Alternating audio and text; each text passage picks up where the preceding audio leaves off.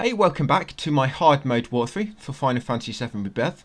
This is chapter 2, and apologies it's a short video, but on the plus side, at least we're getting through this chapter very quickly.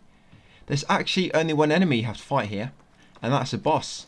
Yeah, because we've got all the fast travel options available to us from when we first played through the game, you can get through this part fairly quickly. So to begin with, head downstairs and talk to the waiter. And then after that brief cutscene with him, head outside to be greeted by the dog, Red 13. Yep, after seeing him, you can head over here, over the bridge, guys. And what you need to do to progress in this part, to begin with, you need to head to the NPC in the Folio bookstore, talk with him, and you need to do the same in the weapon vendor store. Just talk with them too, and then you get the option to meet Aerith at the clock tower. Yes, you'll always be here waiting, so you can't avoid that. Just choose whatever option and move her on. Yeah, come in here, just talk with him, guys, the folio book guy. And once you've done so, just quit. Quit his inventory. No need to actually open the weapon menu or anything. Just talk with him and then exit his menu. Come back over here, up the steps. And I'm going to head into the weapon store. Just talk with the weapon vendor. And then tell him you got to go. And then you get the option to head to the clock tower. So continue up here and you'll meet Aerith waiting outside for you. And you're going to race her up to the top. Over here.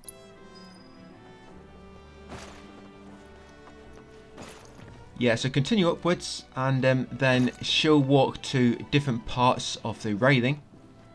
And you'll just approach her and then she'll move on to the next. And eventually it'll trigger a cutscene.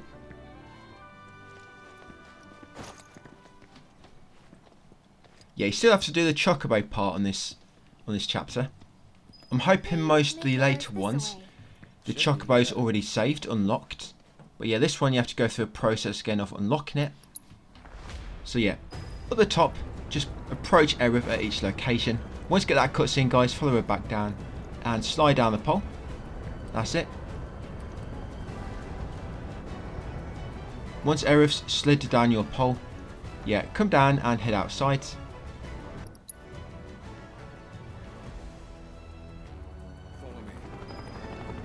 So now the waiter guy is back. You're going to follow him down here to try and avoid the guards. Yeah, follow him to the right to begin with, because you have to trigger this little scene where they come out of the weapon store. Yeah, once the camera kind of pans over to them and they come out, turn around and come back this way.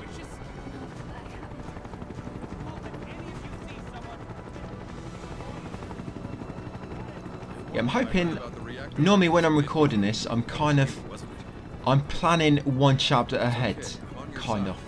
So normally when I record one, as you see me here, normally I've kind of planned the next chapter, but I've not really planned any further than that. So when it comes to later chapters, I still need to kind of see how optimal they can be, you know, and how much you can warp around and skip stuff.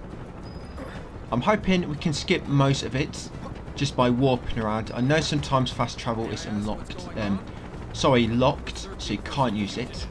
I'm hoping that's not going to be too much of a problem. So get through hard mode pretty quickly. But what we're doing right now, we're just avoiding the guards. So just very, very ever so quietly tiptoeing across here. Crouching and tiptoeing. It's quite tricky. But once you get a skill down, guys, it's very, very useful in all aspects of life. So yeah, just come along here and eventually you'll reach the waiter guy again. Sorry, I do not remember his name. Yeah, you'll climb down at the end and then follow him into the hideout.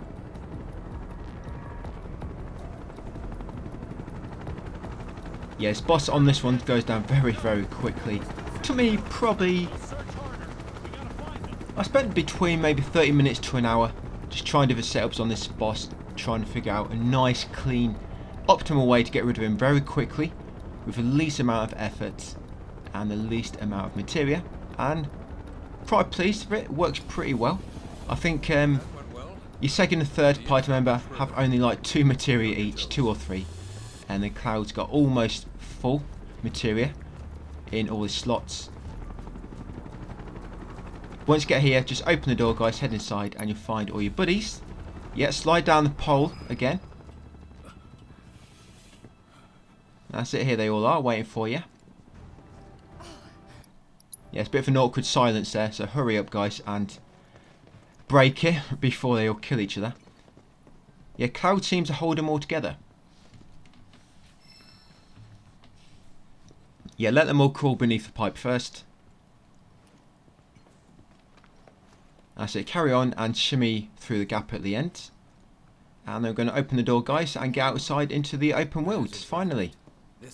40 minutes into hard, we're finally outside into the open world. Chapter 1, 30 minutes, 10 minutes into this one so far. Yeah, I'm going to avoid that chest. There's nothing of great importance to pick up anymore, unfortunately.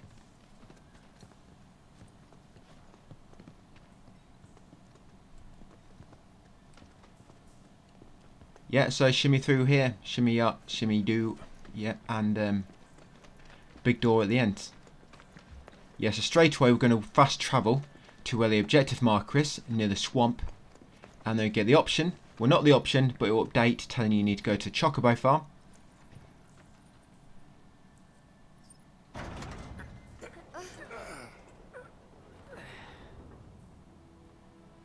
Right, so I'm going to skip it. Fast travel is now available. Right, so yeah, objective all the way down here, guys, in the swamp. Just gonna take off that pin I put down. Yeah, so I'm gonna fast travel down there. That's it. Once objective updates, here we go. Walk back to Chocobo farm. Over here to the northeast. Yep, so Bill's ranch. Once you arrive, just follow all the objective markers. Keep talking to the NPCs. And then we need to follow the Chocobo tracks all over again. I've done this quest about 6 times now, and I'm really looking forward to doing it again. Yeah, so talk to the shopkeeper. All he thinks about, he's just. I hope Pico doesn't give you all too much. Right, now we've got to trace tracks.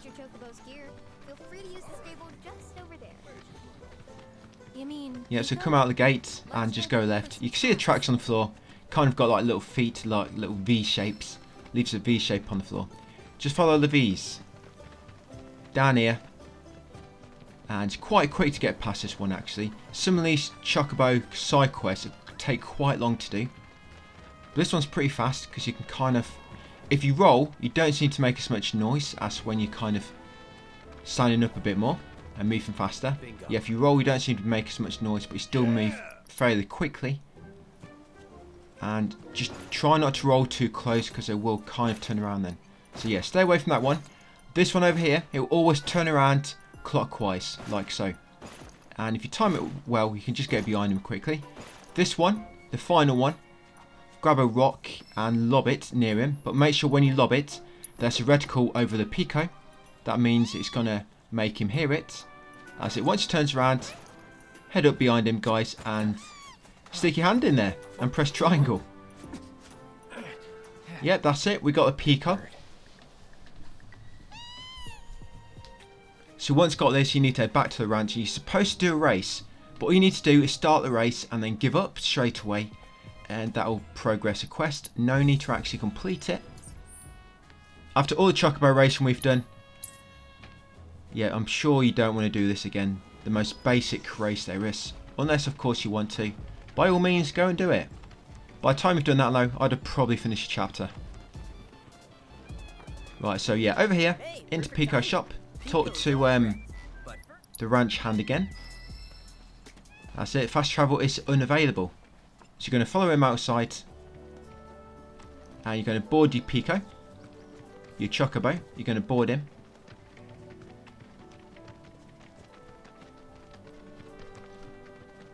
Right, press R1 to call your Chocobo. Yeah, you need to talk to him when you're on your Chocobo for some reason. So yeah, press R1, guys, to call it over. I tried to see, but he wouldn't. He just don't seem to let me talk to him unless I'm on the Chocobo. Yeah, you see here, press R1 to call it. You can give it a go. It don't quite work. Yeah, break in the saddle. Yeah, I tried to be persistent, but he's having none of it. So yeah, board your Pico. Right, so like I say, you can quit. You can just start this and then quit it. That's all you need to do. So yeah, choose yes to participate in Hustle the Chocobo. And yep, give up. This is too much for me, this race. I'm just going to give up. Do not want to embarrass myself in front of you guys. So yep, just going to give up. That's it, fast travel should now become available. Right, so we're going to warp to the swamp, guys, and go and fight the only mandatory enemy in this chapter. Yep, so that's where we're heading to. So yeah, warp here, get in your Chocobo, guys, and just wade through the swamp. Yeah, I'll show you the build for this shortly once we get closer. Pretty much, once you get to that area, I'll just show you on the map. As you approach Ribcage, the carcass that will spawn the boss fight. So just before we reach it, I'll stop short and show you my builds. And obviously, because I'm pulling out all these boss guides and making separate videos on them, it'll just help me to explain it for them as well as for you guys. So yeah, just continue down here, all the way down south along the swamp. No need to stop on any shorelines and grab anything. Nothing of importance. Like I say, it's quite a minimal setup this, but it pretty much kills the boss. He's got 3 stages, and the way we do this, just one attack knocks him to his next stage. Pretty much works really well. And we only have to use damaging attacks from one character. That'll be Cloud, Barrett, and Aerith. Just kind of got some kind of support here.